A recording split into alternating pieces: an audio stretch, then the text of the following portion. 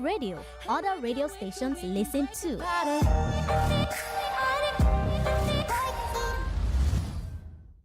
ORO AGBE Lórí Wells Radio 89.3 FM ẹ máa gbọ́ àgbẹ̀ lórí 89.3 FM ẹ máa gbọ́ àgbẹ̀ lórí Wells Radio 89.3 FM ẹ máa gbọ́.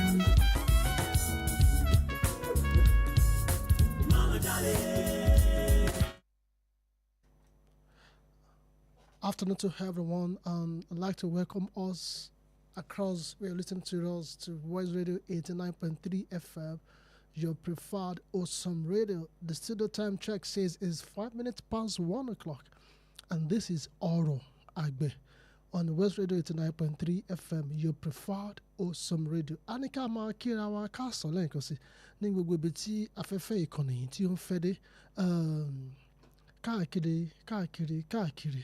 West Radio 89.3 FM ni your preferred awesome radio ni rédíò kànga agbọ́mágbẹ́ rédíò mọ̀lẹ́bí àkọ́kọ́ ní gbogbo ilẹ̀ ìpínlẹ̀ Ọ̀yọ́ àti Ìbàdàn. Ẹ ká máa kíra wa kásán ní gbogbo tí a ti ń gbọ́ wa lónìí. Ẹ mọ̀ pé ètò ọrọ̀ àgbẹ̀ ètò tó wà fún tọmọdé tàgbà oyún inú akọni abọ́ni àgbàlagbà ní ọmọdé ni gbogbo pátápátá ni ètò yìí wà fún. Torí pé kí ni tí a bá ti jẹun lónìí a jẹ́ pé ẹ̀yin náà ti ń jẹ nínú ọrọ̀ àgbẹ̀ ni.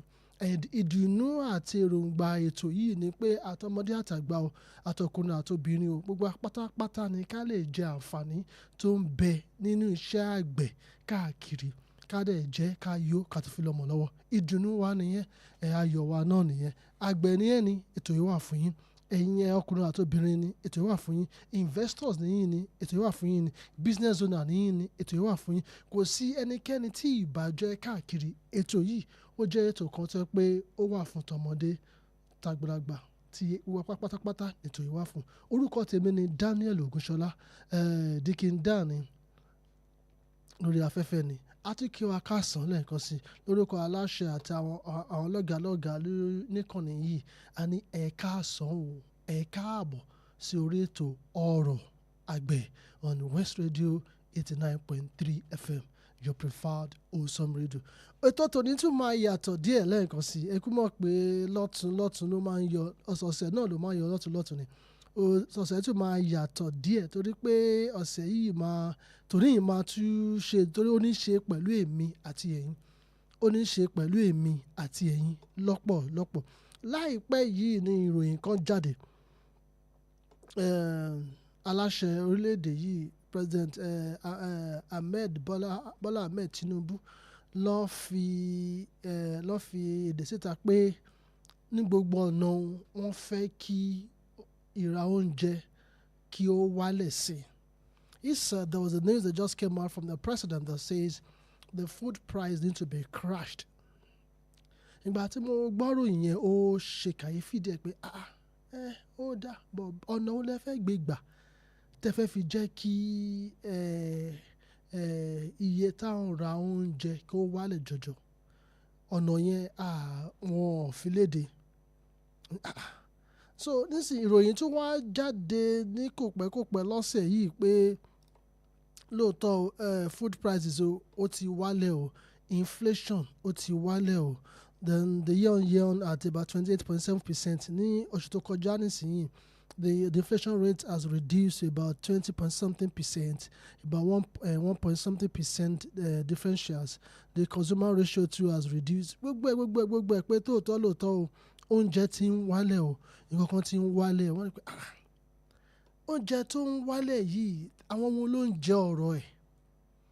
Ṣé àgbẹ̀ ló mú kó ń jẹ wálẹ̀ ni? Àbí ìjọba ló mú kó ń jẹ wálẹ̀? Àbáwọn tó ń ra oúnjẹ ló mú kó ń jẹ wálẹ̀? Because when talking about the price ratio, consumer price ratio, it's not a function of just about, but it's a factors. So many factors contributed to it. Ọ̀pọ̀lọpọ̀ nǹkan ló fà gidigidi gan. So tẹ́yìn bá jẹ́ àgbẹ̀, máa fẹ́ kẹ́ ẹ jókòó. Ẹ̀yin náà ẹ máa bá wa dá ṣètò yìí tó máa yá, a máa ṣojú òpó sílẹ̀. Ẹ̀yin tẹ́ lọ́ọ́ rà á náà, máa fẹ́ kẹ́ ẹ̀yin náà jókòó, ẹ̀yin náà ẹ bá wa dá sí i. Torí ìdùnnú àwọn tó ń rà á ni pé ìwọ̀nba owó díẹ̀ tí wọ́n ní kán lè ra oúnjẹ tó tọ́ àti tó yẹ, kọ́kàn wọn lè balẹ̀. Àtọmọdé àtàgbà náà báwọn ọmọ lè ṣe wọlé ìwé nísìnyí dandan wọ́n gbọ́dọ̀ ṣe oúnjẹ fún wọn láàárọ̀, wọ́n fi sínú kúlà wọn, wọ́n ti jẹ lọ́sàn-án. So oúnjẹ gbọ́dọ̀ máa wà nílé. So bí oúnjẹ bá wálẹ̀, ìdùnnú ọ̀pọ̀lọpọ̀ ni. Ṣùgbọ́n ọ̀nà wo gangan ló máa mú kí oúnjẹ yìí kí ó wálẹ̀, kí ara kó lè rọ okùn, kí ara kó lè rọ adìyẹ? Èyí gangan ni a fẹ́ wò lórí ètò ọ̀rọ̀ àgbẹ̀ lónìí. Mi ò ní dá ṣètò yìí o. Tó bá tó àkókò kan lára wọn, the senior consultant on cassava production and agri-business development in Nigeria, one-time personal assistant to the Minister of Agriculture, we called in on this show. Àjọ máa ṣe lónìí ni, gbọ́ngbọ́n dẹ̀ máa kàn sí. Ó máa ní ẹ̀kọ́ kan àbí ìméjì tí kankan ní wa tí a máa kọ́ lónìí. Ó dẹ̀ mọ̀ pé ọkàn gbọ́ á máa balẹ̀, a máa mọ ìdí tí ọ̀rọ̀ oúnjẹ tó ló ń wálẹ̀ tí ò ṣe wálẹ̀ tó ṣe ń lọ. Ẹ má yí kúrò ńbẹ̀ o, West Radio 89.3 FM ni.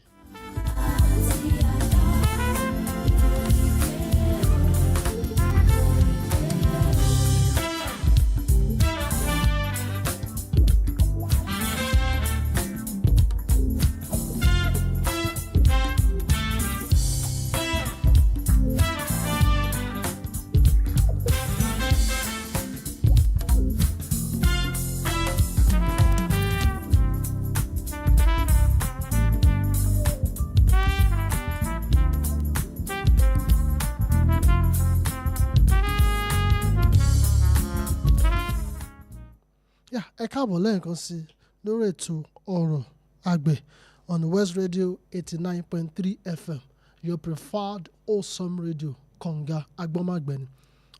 Ètò ọ̀rọ̀ àgbẹ̀ òun ni ó kéde ló lọ lọ́wọ́ lórí ìkànnì yìí báyìí o. Nísìnyí báyìí ń sọ̀rọ̀ lẹ́ẹ̀kan, ẹ jẹ́ ká jọ wò ẹ kájọ wo gédégbé nísìnyí tá bá wo àwọn nǹkan tán ní pé ó wálẹ̀ jọjọ tó dẹ̀ mú kí bóyá kí owó tán fi ń ra nǹkan ọjà kó ṣe bẹ́ẹ̀ ni pé ó wálẹ̀ kó ń ṣe gbogbo oúnjẹ pátápátá tá à ń jẹ lówó ẹ̀ wálẹ̀ o. If you really check out the real price index, the consumer price index, that makes us to think that, oh, the food prices has crashed. If you check it across board, you will see holistically that not that the food prices has crashed. Okay, now let's break it down. What's the price? How much are you buying your chicken, your fish 2-3 months ago? Has the price reduced?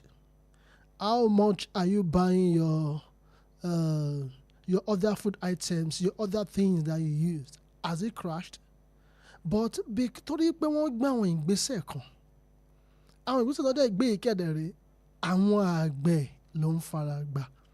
Ókè nísìnyí ẹjẹ́ ń ṣojú sí nǹkan kan. Gàrí ò lè wálẹ̀, gàrí ò tí ì wálẹ̀, kí ló dé fà? Àwọn nǹkan tó so mọ́ ọ̀rọ̀ ẹ̀gẹ́ ó pọ̀ ju bó ṣe wà lọ. Àwọn àgbẹ̀ ló ń forí ko báyìí àti ọ̀pọ̀lọpọ̀ àwọn èèyàn tí wọ́n lókè o bóyá kí wọ́n tún wọ́nà míì tí wọ́n máa fi rí owó díẹ̀ sí kọ́kàn wọn lè balẹ̀ tí wọ́n invest into agriculture. They are the one that is suffering there now. Torí pé kí ni? Torí purchasing power ó ti mẹ́ẹ̀ díẹ̀.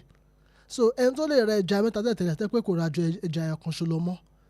Àwọn tó ń ta máa rò pé bóyá òkè bí ó wálẹ̀ ni ṣùgbọ́n nígbà tó ra ẹja kan mọ́ lọ nǹkan tó máa supply náà ó máa reduce because demand ò fi bẹ́ẹ̀ pọ̀ supply dẹ́ pọ̀ definitely kò sí ni ọ̀rọ̀ price control ó máa ṣẹlẹ̀ kò sí báyìí fẹ́ ṣe price control ó máa yẹ kí ni ó máa ṣẹlẹ̀.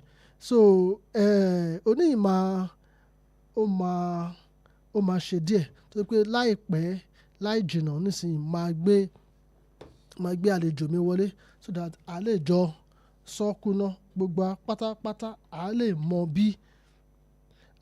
nǹkan tó ń ṣẹlẹ̀ lórí ètò ọ̀rọ̀ kò ṣe ọ̀rọ̀ owó tí a fi ń ra nǹkan tá a fi ń ra oúnjẹ ní orílẹ̀-èdè yìí. Wíyẹn pé bóyá ta ló ń ṣèrànwọ́ lórí ọ̀rọ̀ oúnjẹ. Nǹkan tá a máa fi díẹ̀ kalẹ̀ lónìí nìyẹn. Ta ló ń ṣèrànwọ́ gangan lórí ọ̀rọ̀ oúnjẹ? Ta ló ń ṣèrànwọ́ gangan lórí ọ̀rọ̀ oúnjẹ? A lè mọ̀ dájú pé ẹni báyìí ló ń ṣèrànwọ́ o ẹni báyìí ló ń ṣèrànwọ́ torí pé gbogbo àrò pé bóyá ìjọba gangan ló mú kí ọ̀rọ̀ oúnjẹ kí wálẹ̀ ni. Ẹ káàsán sá o Engineer Tony.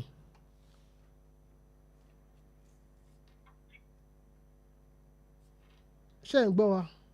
Hello? Ìpè yẹn ti rebété. Wọ́n máa pè padà.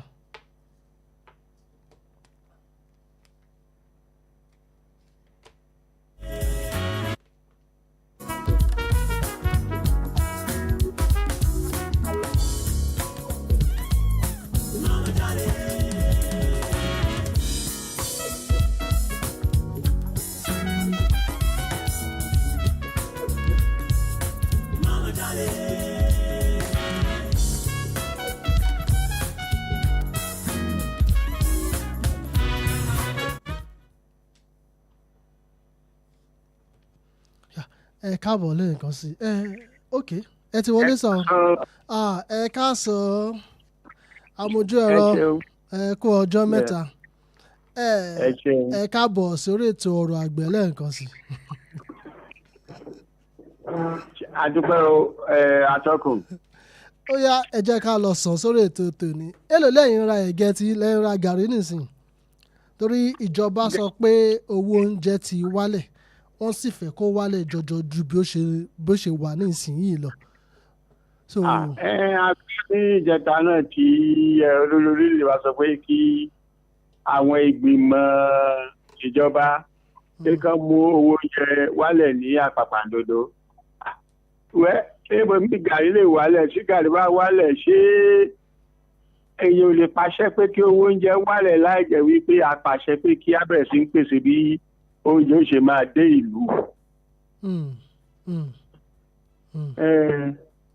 Torí pé béèyàn bá fúnyàwó èèyàn lóyún gan yóò lóṣù mẹ́sàn-án kó tó bímọ. bẹ́ẹ̀ni oúnjẹ kan wálẹ̀ tá a bá sọ pé oúnjẹ kò wálẹ̀ lọ́nà owó ṣé a fẹ́ lọ kó láti lókèrè wá ní àbí oúnjẹ tí àwọn àgbẹ̀ ti dáko ẹ̀ ní ọdún yìí àbí tí àwọn tó ń tajà ní ọjà gbogbo ní Bódìjà lálẹ́sílọ́yẹ́ ní gbogbo ẹ̀ tẹ́tìrà sọ́wọ́ ni wọ́n máa mówó ẹ̀ wálẹ̀ ni ṣèjọba ni ó lọ rà á ni tí ó máa jẹ́ kówó ẹ̀ wálẹ̀ ni àbúrò náà ṣe fẹ́ ṣe torí pé ọ̀rọ̀ pé kí owó oúnjẹ wálẹ̀ kì í ṣe téèyàn ń pa láṣẹ bí kì í ṣe téèyàn fi sí àpérò téèyàn dẹ̀ ń ṣiṣẹ́ tọ̀ ọ́ ni. But engineer lérò gba títí yín ẹ jẹ́ ká wò nísàn ọ̀rọ̀ pé oúnjẹ wálẹ̀ yìí igun mẹ́ta ló fìsì igun ìjọba igun àwọn tó ń rà àti igun àwọn tó ń pèsè ẹ̀ ṣùgbọ́n tá a bá wò ó nísàn gan ìjọba ò ní ìlànà bóyá fẹ́ mú kó oúnjẹ wálẹ̀ ṣùgbọ́n agbára àti ra oúnjẹ àìsí owó àti ra oúnjẹ àti ìlàkàkà àwọn àgbẹ̀ láti pèsè oúnjẹ ọ̀nà mẹ́tẹ̀ẹ̀ta yìí ti ń jẹ́ kí àkùdé bá ọ̀rọ̀ torí pé àwọn àgbẹ̀ ò ní àǹfààní sí ọ̀rọ̀ tó wà níṣẹ́ àgbẹ̀ mọ́ nítorí ọ̀pọ̀lọpọ̀ fàákàjà eré èròǹgbà títí kílẹ̀ rò pé ìlànà tí wọ́n táwa lè tọ̀ nísìn lóòótọ́ o tó bá fẹ́ kó oúnjẹ kó wálẹ̀ lóòótọ́. ẹ ṣeun atọ́kùn ṣé lọ́rọ̀ tẹ́ sọ ìgbé kó oúnjẹ wálẹ̀ ojúṣe ọ̀pọ̀lọpọ̀ èèyàn ni ojúṣe ìjọba ni ojúṣe àwọn àgbẹ̀ ni ojúṣe àwọn tó ń ta ọjà ni ojúṣe ìjọba ni láti ró àwọn àgbẹ̀ ní agbára láti lè ta oko lọ́nà tí ó pé wọn tí wọ́n sì lè mọ rí ire oko wọn tà lówó tí ó pé wọn tí ó sì jẹ́ aláìlú lọ́rùn tí ò ní jẹ́ kí àwọn aláròbọ̀ tó ń pè ní middlemen kó gba ìgbà ní orí wọn. ọ̀pọ̀lọpọ̀ ọ̀nà níjọba sì lè gbà láti ṣe ẹyẹ wò nísìn tẹ́ni kó jẹ́ wálẹ̀ nísìn àgbẹ̀ ti lọ sóko láti dá oko ẹ̀gẹ́ ẹ̀ ó fi 100,000 ẹgbẹ̀rún láti fi dá oko sáré gba ẹ̀gẹ́ kan ẹ̀wà nígbà tó ṣe tán ó sanwó pakopako ó sanwó ajílẹ̀ lọ́wọ́n ó sanwó òṣìṣẹ́ lọ́wọ́n òun gan náà jẹun ẹ wá ní kó wá ta ọjà ẹ̀ ní ọ̀pọ̀ tí ò ká iye owó tó lẹ́ láti dáko eléyìí kò lè ṣeé ṣe ṣùgbọ́n tó bá yẹ pé ìjọba ti ṣojúṣe wọn kó ké o èlò ló tó ẹ láti dá oko yìí tí ìjọba wá ṣe ìrànlọ́wọ́ fún tó mówó ajílẹ̀ wálẹ̀ tó mówó pakopako wálẹ̀ tí wọ́n pèsè bí àgbẹ̀ ṣe lè rówó gba òṣìṣẹ́ tí wọ́n jẹ́ pé ètò ààbò tó dájọ́ ní gbogbo dáhùn sọ tí ó bá ṣètò ààbò lóko kò ságbẹ̀ tí ó lọ sóko ṣètò ààbò tó wà ní oko kí àgbà lè ráyè ṣiṣẹ́ láti pèsè oúnjẹ lọ́nà tí ó pọ̀ yanturu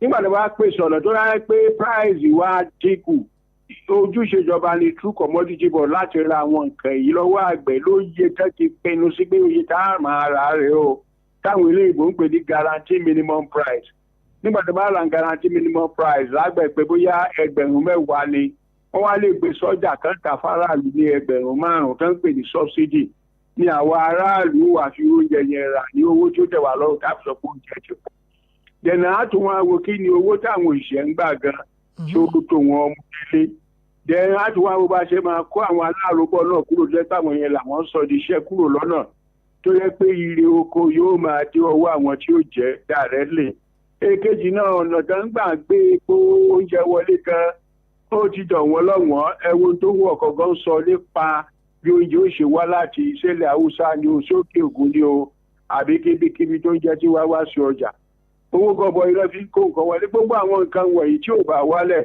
kò sí bí oye tá à ń ra ọjà ó ṣe wálẹ̀ ó jẹ́ pé ó máa wà sustainable láì jẹ́ pé ìjọba máa ṣe ìdánpè ní pàjáwìrì tó gbókè ẹjẹ́ ká lọ sí ìlú òkèrè ká lọ kó oúnjẹ wá tá a bá ṣe léyìn náà ìlọ́ngbọ̀n ó máa pa àwọn àgbẹ̀ wa lóko tó ló máa sọ wọn lakú rẹ̀ tẹ̀ nígbà tí a bá lọ ń kó oúnjẹ bọ́ ẹ lóko àgbàdo ẹ lóko rẹ̀ ṣe lókèrè wà wá ní ìlú òkèrè àwọn àgbẹ̀ ìlú òkèrè lẹ́yìn irú lágbára tá a ṣe ń pa àwọn àgbẹ̀ títí wa ń bí ẹ̀rí ká gbọ́ àwọn àgbẹ̀ ń bí ní lọ́dún mẹ́ta kan sí ní gbogbo pàlàpàlà ẹlẹ́fẹ́ mowó oúnjẹ wálẹ̀ sì mowó pakopako wálẹ̀ mowó ajílẹ̀ wálẹ̀ mowó òṣìṣẹ́ wálẹ̀ eléyìí ló nira díẹ̀. nísìnyí ẹ ṣeun àmójú ọ̀rọ̀ wa tabawo nísìnyí, because let's look at it critically. Some strategies are being mapped out that is not that open to people. Sometime last year or early this year, the government gives some people the license to bring in maize, and the imported maize crashed down the price of the locally produced maize. Now, the same strategy was used for rice. When there was a global rice glut, the government gave some people to the power to import in rice paddy that could last them for over years. Even they themselves said this rice paddy they had will last them for over a year to 2 years. Now, by virtue of that, the imported rice too also crashed down the price of rice without government influence. Now, if all these factors are being removed, definitely in the few months from now, there's possibility to have a price surge, because by the time the rice glut is leaving the market, rice is getting stabilized internationally. The locally produced maize farmers, they're opting out of production. The ripple effect will show in the next 4 to 6 months. Does it mean probably that's what they saw, that they are trying to look for other alternatives to recrash the price and endangering the life of farmers? Or what do you think in your own view? That is not to happen if you allow import without controlling how they enter the country, without empowering the farmer to be like there be fair competition. You will kill the local production, and in the long run, because even of exchange in dollar and naira, if you are not able to sustain the importation, which of course nobody should encourage continuous importation of food to any country, then you will kill your own farming system. And at the end of the day, what you are trying to now solve will become negative impact. Because when there is no local production, there is trouble. Like what we are experiencing now, because the production has fallen in the area key dedicated for food production, like eastern, northern part, both west, northwest, northeast, and north central, where food production is taking place seriously, and the issue of insecurity have driven farmers away from the farm. You discover there is a problem. And even in south here, we are not producing enough to feed ourselves. And when there is no more food coming from up north, then there will be high price. And so if you encourage importation now to crash the food suddenly, in 6 months, 7 months, the local farmer will down tools, and then won't have local production. And at the end of the day, if you cannot sustain the importation, of course, you provide the farmers more, and thereby creating more hunger that you want to solve in the first place. So, in a nutshell, before we allow you to go, Engineer, what do we have for what do you have for the farmers and what do you have for the government? Because it seems this food price decrease is not real. Yeah. What I have for the government is that this policy crashing food price, well, it looks so good in paper, but it's a process. I want the government to set in place a process that will empower farmers to be able to produce at a competitive price internationally. And how you are going to do that? Let the government subsidize inputs. Let there be guaranteed minimum price of how the farmer will sell their commodity. Okay, a kilo of cassava will sell for so much, and government will guarantee it and give farmer inputs to go and produce, help them to prepare the land, which is very capital intensive, give them subsidy on inputs like fertilizer, like herbicide, like other agro inputs, give them extension services and training, and make sure that whatever they produce in surplus, you buy and store, and then you bring into the market at a reasonable price. Improve road construction and all rural infrastructure that will encourage you to go back to farming. Improve our farm settlement. Let there be a series of governmental intervention through the state as well. Because when the government don't have land, let them engage the state and local government to provide land for serious private partnership farming. Let them get the ambient environment that will make farming to thrive and support farmers. It's not just to say we are going to crash food by policy. It doesn't work if you don't have a strategic means of achieving this laudable goal. That is my plan. And the farmers too, of course, by continuous training, let us do smart farming. This rain-fed cycle cannot feed us. Let there be farming around the year 24/7. So dry season is coming. Let us embrace dry season farming, urban farming, and smart weather farming system so that we can be able to feed our populace. Thank you so much, Engineer Tony, for being part of this show. Welcome. Really appreciate it, sir. Welcome. Thank you so much for the privilege. Yeah, òun náà lẹ ti gbọ́ yẹn. Ọ̀rọ̀ yìí ó gara díẹ̀, ó ju bí a ṣe lérò lọ. Òyìnbó sọ̀rọ̀ wọ́n ní when you fail to plan, already you have planned to fail. Tó bá ti kọ̀ jálẹ̀ pé ẹ fẹ́ ṣe ohun tó tọ́, ẹ fẹ́ ní ìlànà. Definitely àìní ìlànà náà ni ó ti fara hàn pé ẹ ti ṣetán láti ní àkùdé àti pàdánù nìyẹn. Because the government doesn't have a strategic plan on how to make us to be food secured.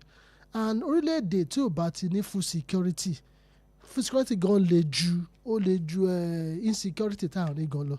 Torí tẹ́bí bá ti kúrò ní ìṣẹ́bùṣe nìyẹn. Ṣùgbọ́n ebi ṣì wà lórílẹ̀‐èdè yìí ju bí a ṣe lérò gan lọ. Ṣùgbọ́n ètò ni wọ́n fẹ́ crash yẹn ọmọ èmi rò pé lórí ahọ́n lásán ni ìlànà àbí àṣẹ tí ò lè fìdí múlẹ̀ ni. Ok, ẹ jẹ́ kí n ṣe ojú ìsìn kankan kájọ wò.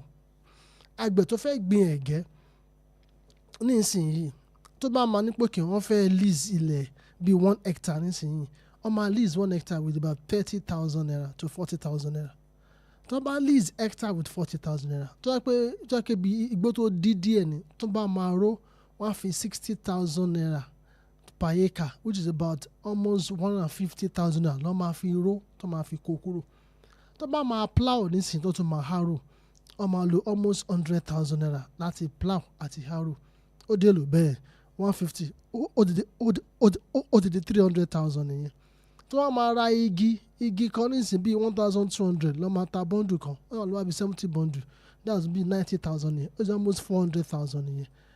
Gbígbìn yẹn ńkọ́ wọ́n máa gbìn, lẹ́yìn tó bá gbìn tán wọ́n ṣe máa apply post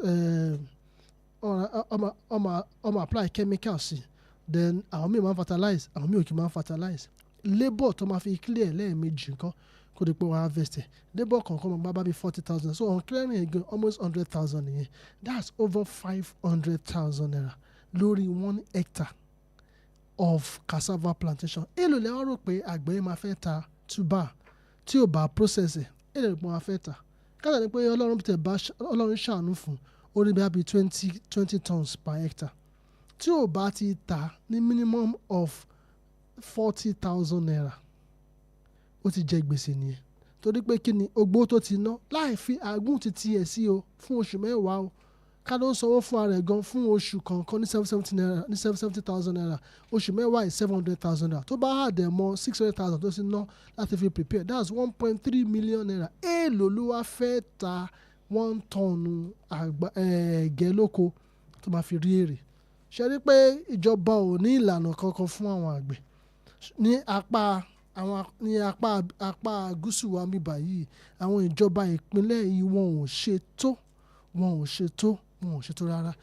A máa lọ sẹ́mi mu díẹ̀ sí ta bá wà padà dé, a máa ṣojú òpólẹ̀ kí gbogbo akájọ wò lóòótọ́.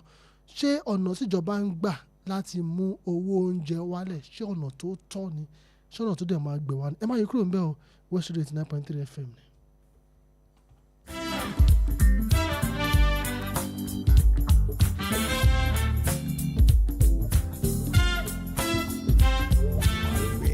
Lórí Wells Radio 89.3 FM ẹ máa gbọ́.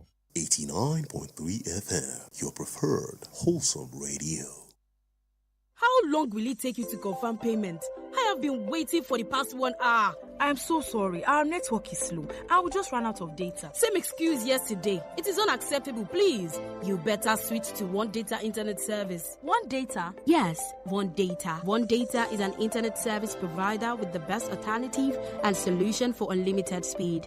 One Data provides fast and reliable internet service to organizations, homes, and places of interest in Nigeria. With One Data, you get to enjoy the premium internet service with dedicated unlimited internet speed at all times, 24/7 fantastic customer service and support, and you enjoy a 1-month free subscription when you make payment. Now is the time to say goodbye to downtimes. Sign up with One Data today on 0811 223 2671 or visit www.onedata.ng for more inquiries. One Data, unlimited speed. tá a bá ń sọ̀rọ̀ nípa tewétegbò Yẹmí dé ọ̀jìnmìnì nípa ètò ìlera Yẹmí ọmọ Olúṣọládé. ọ̀rọ̀ tó mọ́gbọ́n wá. agbára wà nínú ewé àtegbò kí wá ṣe ewé àtegbò yẹ kí wọ́n ti ṣe research sínsìn o yẹ pé ó rẹ̀ ti wà established. statistics tó péye. jẹ́jẹ́ mọ̀ pé worldwide iye àwọn adult ìyẹn àgbàlagbà tí ó ní ìtọ̀ ṣúgà is around 537 million. ọ̀rọ̀ tó fúnni ní bùkún tó yẹ kóró. ewédú náà ti mú lọ yẹn o wọ́n ti fi ṣe tablet wọ́n ń tà báyìí wọ́n ló ń wo cancer ewédú jẹ́ pé a máa rà lọ́jà tá a máa jẹ. ẹ pàdé Yẹmí ọmọ Olúṣọlá Dr. Sayem ní gbogbo ọjọ́ Thursday ní alẹ́ ní aago 8:30 lórí ìkànnì rédíò West 89.3 FM ní ìlú Ìbàdàn. àlàáfíà wa kò ní di fíafíà. Oh yeah, if you like sports wella, make I reason you sports assembly on Top World Radio 89.3 FM. You won't hear latest gist, analysis will get vibration. Firmino excellent, Scott Mark, everybody. Lisandro Martinez. Don't drill them for that final. Lisandro Martinez no play like saying just come All back. transfer rumors. That one they play 2-1. Na last victory be for Xavi before he carry load comot for Barcelona. Okay now, Monday to Friday 6 p.m. to 7 p.m. We go run una auto for sports matter, football, basketball, tennis, and even our local sports. If na EPL, E-Day, Italian Serie A, E-Day, Spanish La Liga, E-Day, MPFL, no dull yourself. Even predictions where they enter, that one save day. Sports Assembly on World Radio 89.3 FM. Sports lovers, no shaking. Meet Sam Adeliri, una one and only Sadeliri, and the Sports IQ on top Sports Assembly on World Radio 89.3 FM, where sports matter, they share.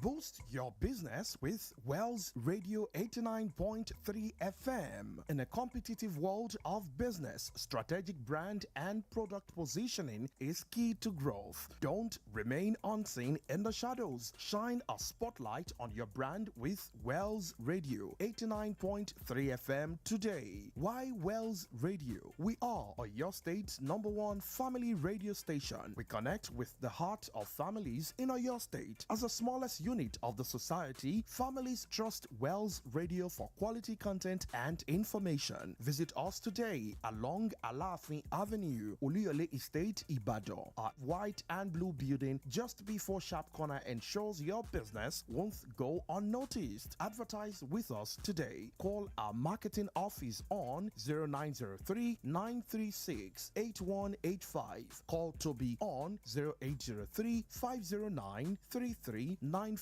Yomi on 0706 616 5053. Take the leap today. Let Wells Radio 89.3 FM be the megaphone for your business success. You won't regret it.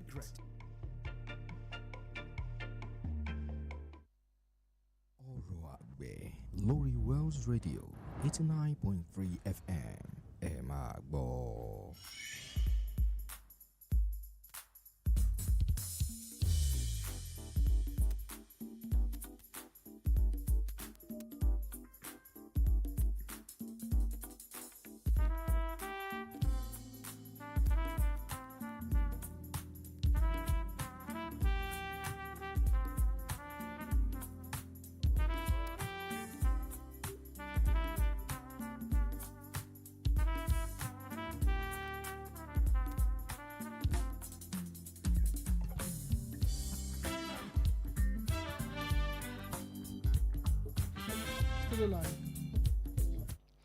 ẹ káàbọ̀ lẹ́ẹ̀kan sí orí ètò ọ̀rọ̀ àgbẹ̀ on the West Radio 89.3 FM orúkọ tèmi ni Dèkìndà.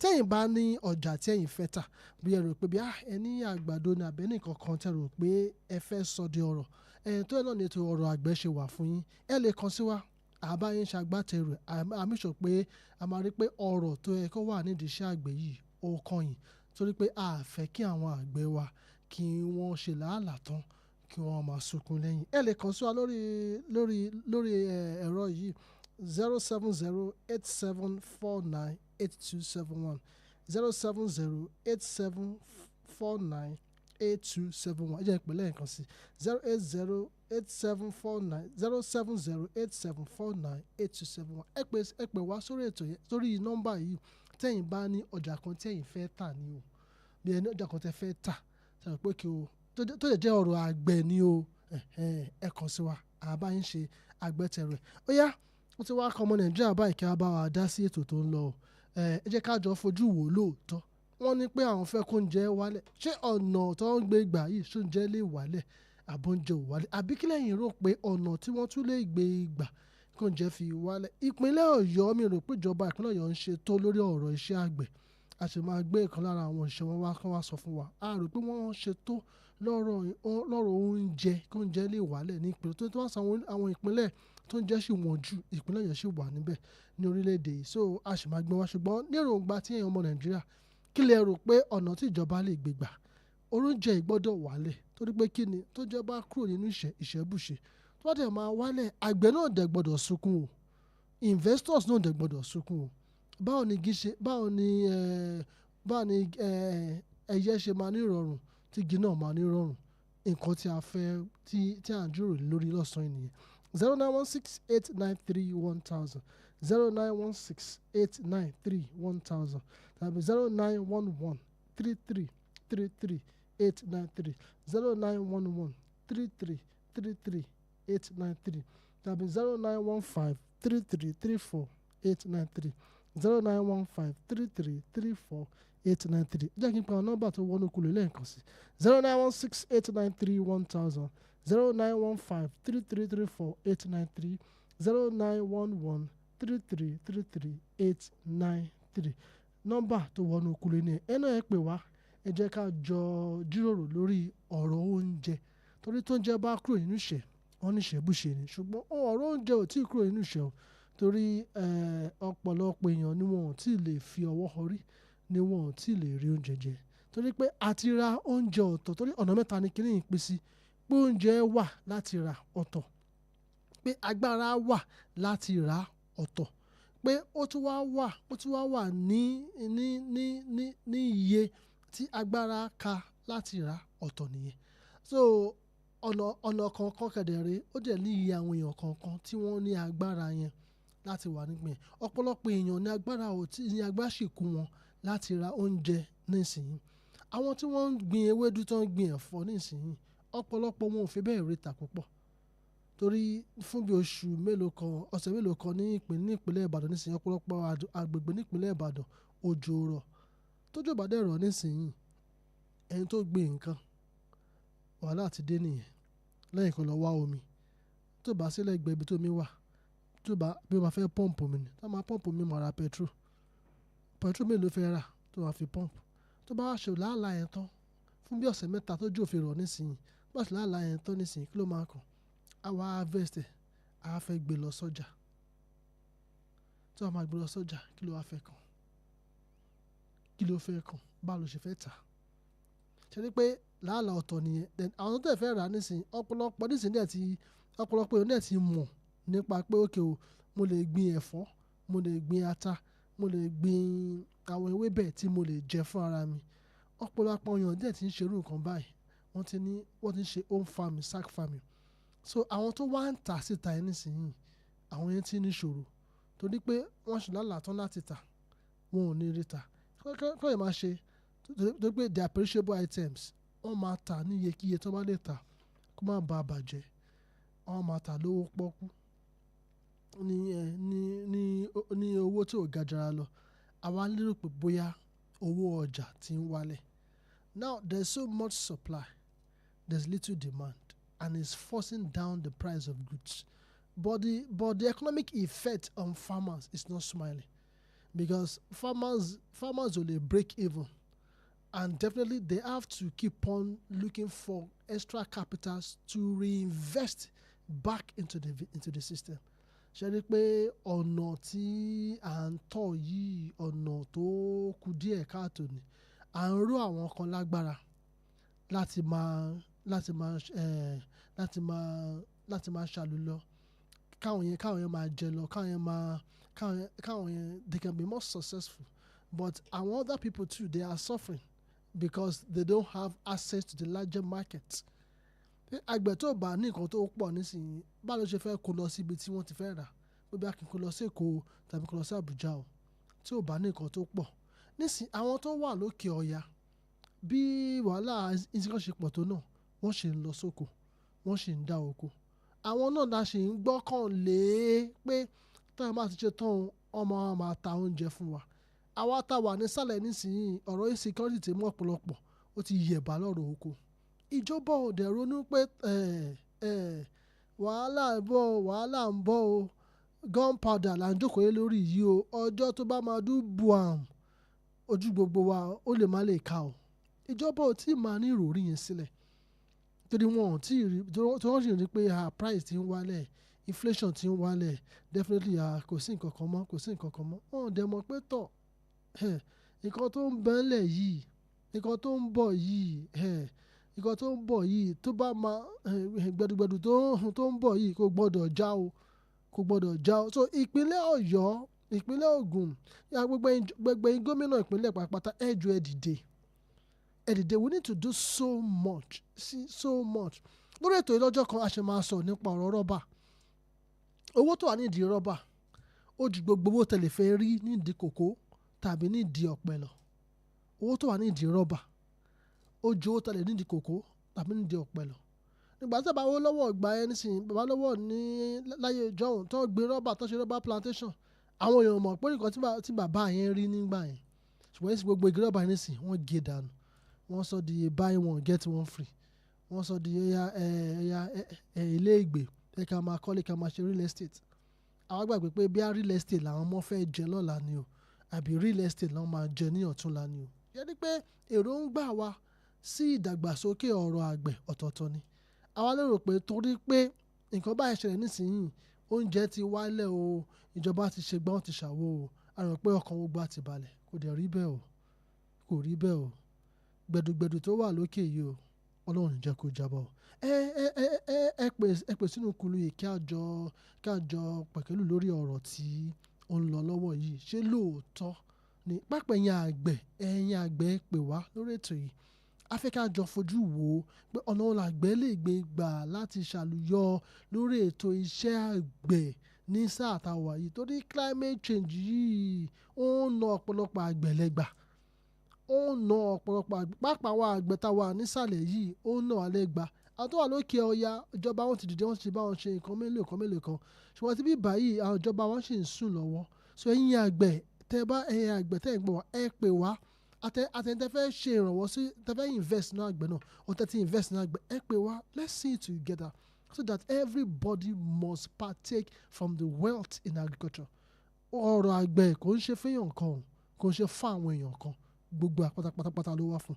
09168931000, 09168931000, 09153334893, 09153334893, 09113333893.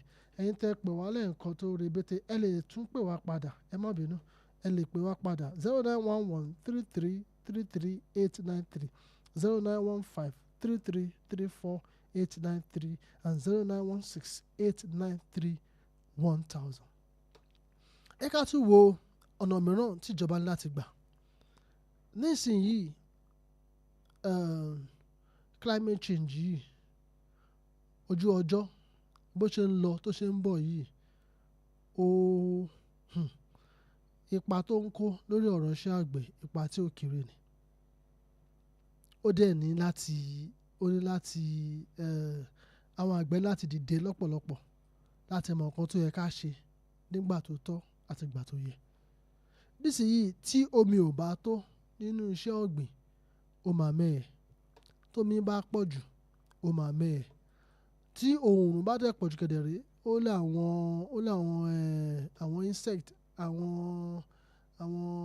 àwọn ẹ̀dá kan tó lè ba nǹkan tó lè jẹ́ pé tó bá ya bo fáàmù báyìí àdúrà nìkan ni ló lè ràn lọ́wọ́ láti dẹ́kun wọn. Nísìnyí ó gba àwọn input àti ìlànà tó máa jẹ́ kí àgbẹ̀ lè ṣe jẹ àǹfààní tó wà níbẹ̀ yẹn kò sí ń bẹ̀ fún ọ̀pọ̀lọpọ̀ àgbẹ̀. Ló wá fi ó ṣe àkùdé lọ́pọ̀lọpọ̀ fún ọ̀pọ̀lọpọ̀ tí wọ́n ń ronú láti wọnú iṣẹ́ àgbẹ̀. Bí ọ̀sẹ̀ tó kọjá nísìnyí àwọn kan wọ́n ké sí wa pé àwọn fẹ́ ṣe gbá àwọn fẹ́ ṣàwo. Wọ́n kọ́ bí ibi tí ẹ̀rẹ́ nílẹ̀ sí ṣómi wà níbẹ̀ wọ́n ní kò sómi. Security ibẹ̀ nǹkan lóòótọ́ ó jìnnà sí ìlú díẹ̀ ṣùgbọ́n àwọn kankan ń gbé bẹ̀ kò sómi níbẹ̀. Ṣé a fẹ́ gbẹ́ bọ́ọ̀wọ̀ ni àbí ẹ fẹ́ ṣe dam síbẹ̀ water reservoir. Nísìnyí báyìí àti water reservoir nísìnyí báyìí ó ti kéré díẹ̀ torí pé ojú ọjọ́ ti ń lọ. Òjò ti fẹ́ máa kásẹ̀ ńlẹ̀ díẹ̀ we have onset of dry season earlier this year and it's a thing tó yẹ pé we need to quickly start planning for. So nísìnyí ṣe wá rí pé ẹni tí ò bá ti lè dìde nísìnyí kó mọ nǹkan tó fẹ́ ṣe ní àkókò yìí àti bóyá fẹ́ ṣe. Àkíjọba náà dẹ̀ ṣe pé láti ṣe èròǹgbà ìrànlọ́wọ́ tí àgbẹ̀ nílò kò sí pé kẹ́ máa fún àgbẹ̀ lówó a fẹ́ fún ní loan 75 billion ẹ máa gba 1 million. Nǹkan tágbẹ̀ fẹ́ kọ́ nìyẹn. Àgbẹ̀ ò fẹ́ owó yín. Nǹkan tágbẹ̀ fẹ́ lélẹ̀ input àgbẹ̀ ẹ jẹ́ kó wálẹ̀. Tẹ́ bá lè jẹ́ kó wálẹ̀ tán ẹ create a price control board. Nǹkan tó lè mú kí ara fi òkú ká fi ra adìyẹ nìyẹn o. Nǹkan tó mú kí ara fi dẹ àtàgbẹ̀ àtàwọn ìjọba àtàwọn tó máa rajà tó máa tajà nìyẹn. Let there be price control board. Ìlànà yìí ni bàbá olówó ìgbésílẹ̀ lọ́jọ́ sí tó fi dẹ ọ̀pọ̀lọpọ̀ èèyàn tá a fi ń padà àwọn olówó kòkó láyé ìjọ́hun. Let there be price commodity control board. Tó o bá sí ìyẹn ìdènà tó pọ̀ ló máa ṣẹlẹ̀. Control board ò mí pé kẹ́ wá fúgun mọ́ àgbẹ̀ pé ó pè lóòótọ́ o irọ́ o ṣùgbọ́n control board pé òkè o iye báyìí ni kí àgbẹ̀ lè máa ta ọjà wọn lẹ́yìn ìjọba máa rà lọ́wọ́ àgbẹ̀ iye báyìí ni máa tà sára sí fún aráàlú.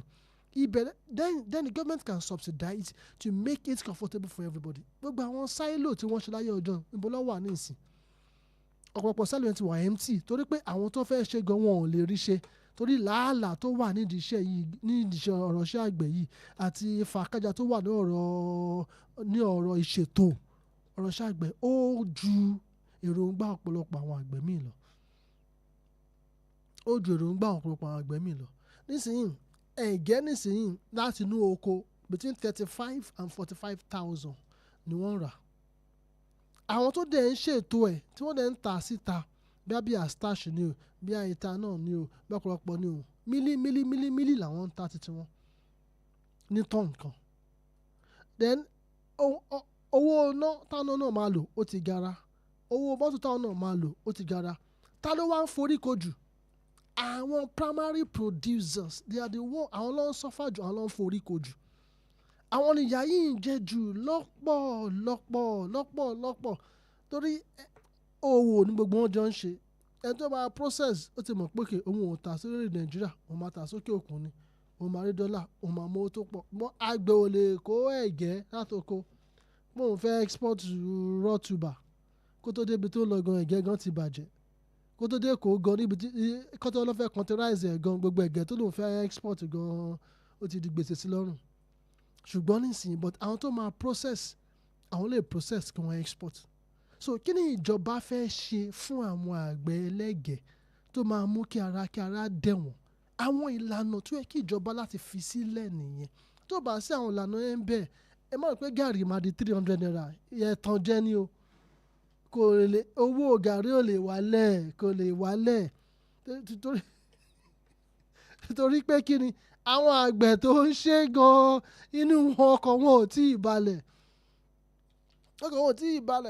lóòótọ́ ìgbà mi wà tó pé owó ẹ̀gẹ́ máa sókè ìgbà mi wà tó owó ẹ̀gẹ́ máa wálẹ̀ ṣùgbọ́n tá bá wò bọ̀ owó yìí gan-an kò tí ì tó nǹkan kan nísìnyí ẹ wá wo nísìnyí tíjọba bá gbé ìlànà kan kalẹ̀ pé kí o ní ìjọba ìbílẹ̀ kankan wọ́n máa ní bíá processing hub kan bíá gàrí processing hub lọ́wọ́ fi ṣe ni o bíá ìtaná processing hub lọ́wọ́ fi ṣe ni o ẹ wá wo nísìnyí kí ìjọba ìpínlẹ̀ Ọ̀yọ́ nísìnyí kí wọ́n wá ṣe ìtaná processing hub bíi 4 sí gbogbo ìpínlẹ̀ Ọ̀yọ́ kọ́ ní gbogbo ẹ̀yin àgbẹ̀ ẹ lọ máa gbin ẹ̀gẹ́ lọ a máa rà lọ́wọ́ yín ní ọdún year on year o year in year out o a rà lọ́wọ́ yín ní 120,000 per ton or even a rà lọ́wọ́ yín ní 100,000 naira per ton if you can rà lọ́wọ́ yín 80,000 naira per ton which means pé àgbẹ̀ tó wá lè ṣe 20 tons ó máa rí 1.6 million inú àgbẹ̀ yẹn máa dùn láti bọ́ sínú oko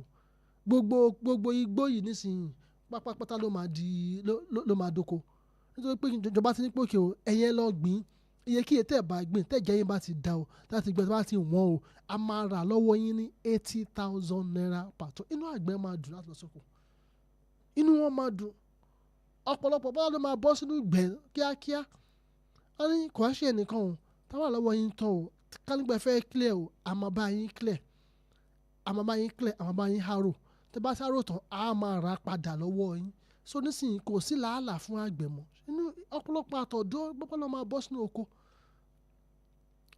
oníṣẹ́ ọwọ́ gan bọ́ síbẹ̀ òun náà ní pé ok ẹ fún mi 5 hectares oníṣẹ́ oṣù náà ẹjọ́ ẹ fún mi 5 hectares kẹ́tọ́ mọ̀ sí gbogbo igbó pátápátá ló máa dóko ṣùgbọ́n tíjọba ìpínlẹ̀ Ọ̀yọ́ ò bá ti dìde láti ṣe ètò tọ́ àti ètò yẹ ara ò ní dé àwọn àgbẹ̀ àwọn tẹ̀ fẹ́ rà náà ara ò ní dẹ̀ wọ́n ìjọba yóò lè ta ó lè mú kí owó gàrí kó wá sí 500 naira kó wá sí 400 naira tó bá fẹ́ ṣe wọ́n máa ṣe láì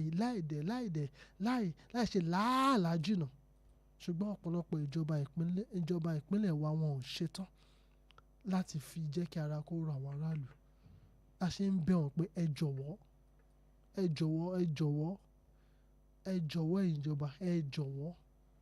ìjọba ẹ ká ṣe tó tọ́ àti tó yẹ àsìkò díẹ̀ péréte là ní mọ̀ ẹ lè pè wọlé náà ká sì jọ jomitoro díẹ̀ lórí ètò yìí 09168931000 09153334893 09113333893 tẹ́yìn bá fẹ́ ta ọjà bí ẹni àjàkọ́ tí ẹ fẹ́ ta ṣe pé àwọn fẹ́ ta ọjà yìí o mi ò ríbi tà sí o ẹ̀yin ẹ pè wá a lè bá yín ṣe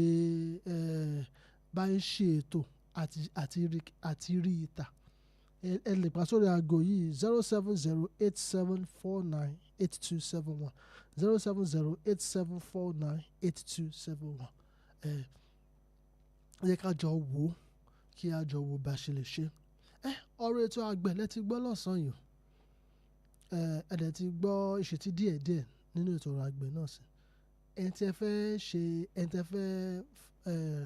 ẹ fẹ́ invest tí ẹ fẹ́ rán owó sínú iṣẹ́ àgbẹ̀ planning is essential ẹ má kọ̀ dìde pé bí èmi náà fẹ́ ṣe tẹ bá kọ̀ dìde ẹ dìde pé ẹ fẹ́ ẹ ní go ẹ ní ìlànà ẹ ní àmúyẹ̀kọ́ tẹ fẹ́ ohun kan pàtó tẹ dìde fẹ́ ṣe yọrí nídìí kan tẹ fẹ́ ṣe.